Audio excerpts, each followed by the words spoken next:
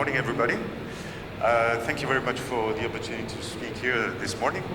I will take you into another world of aviation today, which is helicopters. I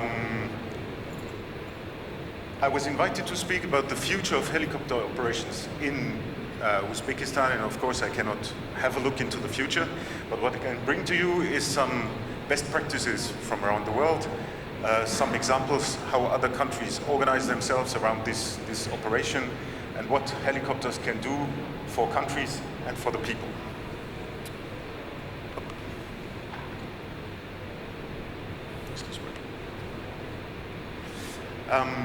Basically, if we talk about helicopter operations, you have 6 missions that we are talking about. The one that we all like is the one you see on the right-hand side on top, is that you take a ride, you enjoy, you go for tourism. And if you talk about the rest, we talk about efficiency, we talk about precision, and we talk about often also governmental services. I will first of all take you on a small ride to the VIP helicopter operations, where you have, in principle, 3 scenarios, what you do with a helicopter. Either you do a helicopter shuttle from A to B, which is usually a short ride, you gain a lot of time, and you can take people from one place to another. The second is you go for a touristic ride, you take 15 minutes, 20 minutes, 30 minutes ride into the mountains, you come back, you have a quick access to remote areas, and I will have a short example afterwards how that's working around the world. The third opportunity you have is that you can rent the helicopter for 1 hour, 2 hours a day, to have VIP shuttles, VIP transport, wherever the VIP will want to go. Giving you an example, one of the most well-known and most famous operators, in fact, in touristical mission is Maverick Helicopters. They operate 47 helicopters, and mostly they are flying in the Grand Canyon, where you see that they do either 15-minute flights or 30-minute flights. Las Vegas, just for information, has roughly 42 million tourists a year, and roughly 225,000 of them take a helicopter ride to have a look at the Grand Canyon.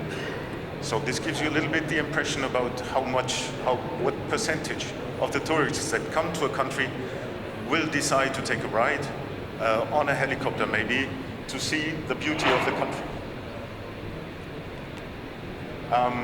What is and might be interesting in the future for Uzbekistan, we already have it, Uzbekistan Airways is already offering that service, is that you can go with a helicopter into the mountains, you go for heli skiing, for guided tours, you go there quickly, safely, and you will be taken back to an example of this operation that we have today in the larger zone here in Central Asia and the Caucasus is in Georgia, where today there are 8 helicopters flying just for heli skiing all around the skiing seasons.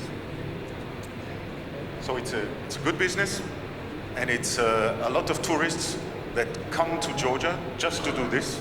And it could be a good evolution also in the future for Uzbekistan to go in this direction.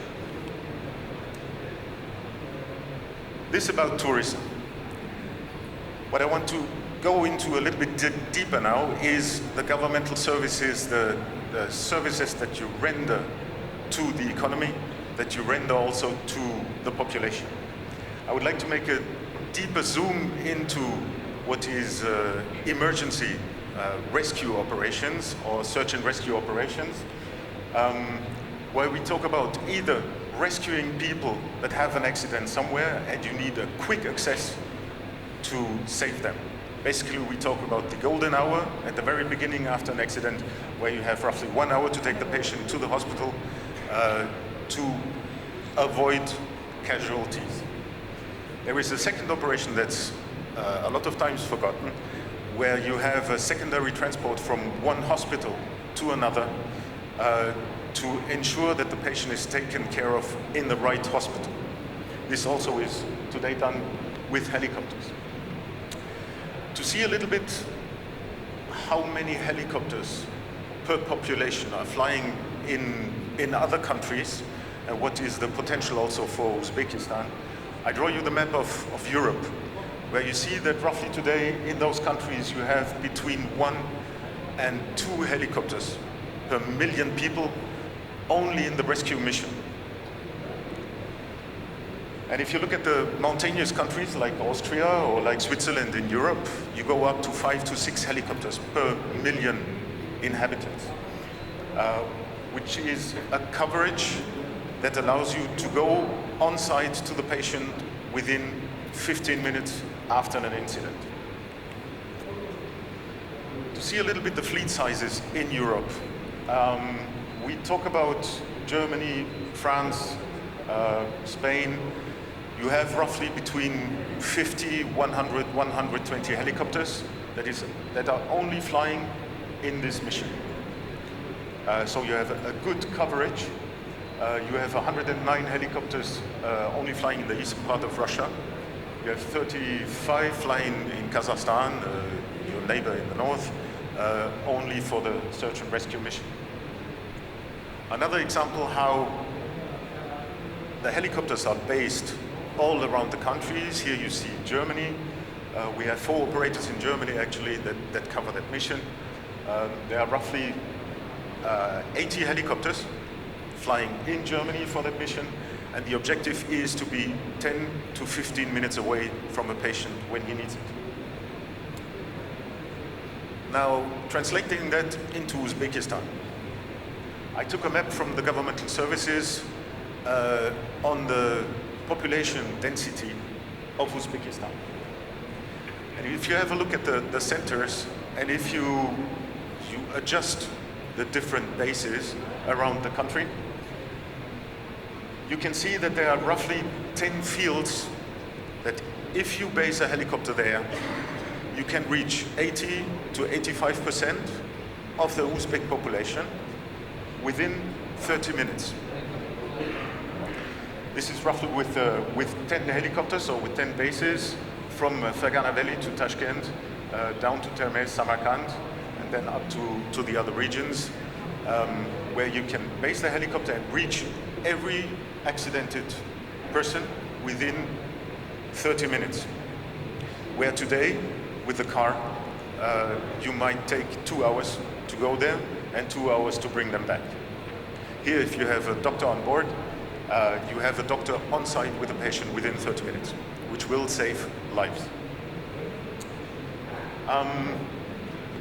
To go a little bit further, when you talk about helicopters, also about aerial work. What you do when you work from the air with a helicopter, you can construct antennas, pylons, ski lifts. You can do remote construction with a helicopter. You have easy access, and you can come from the above. And you can do firefighting, which from time to time is in areas like Uzbekistan a very interesting mission that you can do with a helicopter. Another interesting mission for Uzbekistan is the safety and security also of the electric grid. There are from time to time power shortages, which might also be related to the grid. You have today technology on the helicopters where you can fly the power lines that we do in Europe, and you can inspect the power line and can see 2 years up front when you might have an incident on your network. So you can do preventive maintenance and not only repair what's broken, but you can go there and prevent shortages.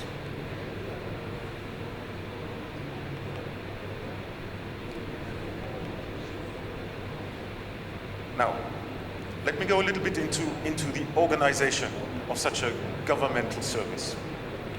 I just told you that in Germany we have 4 operators to do EMS missions. In France we have 5 of them, which always creates some conflicts on the market also.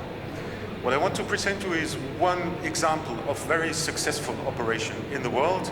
It's the governmental flying service in Hong Kong. In Hong Kong, you have roughly 7 million inhabitants.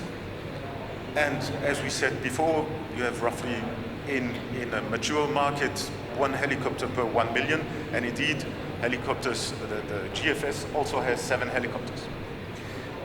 GFS is doing as a mission search and rescue out to 400 nautical miles onto the sea with fixed wing aircrafts, with helicopters. They save people, fishermen that come in trouble after typhoons and stuff like that. They do air casualties for roughly 1,500 patients a year. They do the policing, so they support the police on the ground with command and control. They support them with inserting agents, fast roping, bringing people there where they are needed and where they can help. They survey the borders, which is in Hong Kong not the same as in Uzbekistan because it's quite small, but still you can do the whole border surveillance from a helicopter with the cameras, with every equipment you can imagine. So they avoid smuggling, they avoid immigrants. You don't want to have illegal immigrants. They can put commandos into the spot, into the scene, and access very quickly. In the end, they're also doing firefighting missions as the governmental flying services, and they're flying roughly 300 hours per year only for firefighting. And in the end, they do the PAX transport, passenger transport for the whole government to put them from one spot to another, because you might imagine that Hong Kong is very seriously congested. And so all the government is going very quickly. With all this, with these 7 helicopters for 7 million people, the governmental flying services, they do 5,000 flight hours per year. Just as a benchmark, one of the helicopters on the German search and rescue market we saw before is flying between 250 and 300 hours. So here you are going up to 900 hours roughly per helicopter, which is very intense usage of the helicopter, very efficient, and they have a hit rate, what they call it, it's a success rate of being at the patient within 20 minutes of 95%. So very successful organization, which might be an idea also for the future of the helicopter operations in Uzbekistan, to concentrate those different tasks, let's say, of serving the people, of search and rescue, aerial work, construction, etc. in one hand, and organize this very efficiently. This was my short glimpse into the future of the helicopters operations in Uzbekistan. The future is starting now, and we are very happy to be part of that, and wish good luck and good success, always good flights to Uzbekistan. Thank you very much.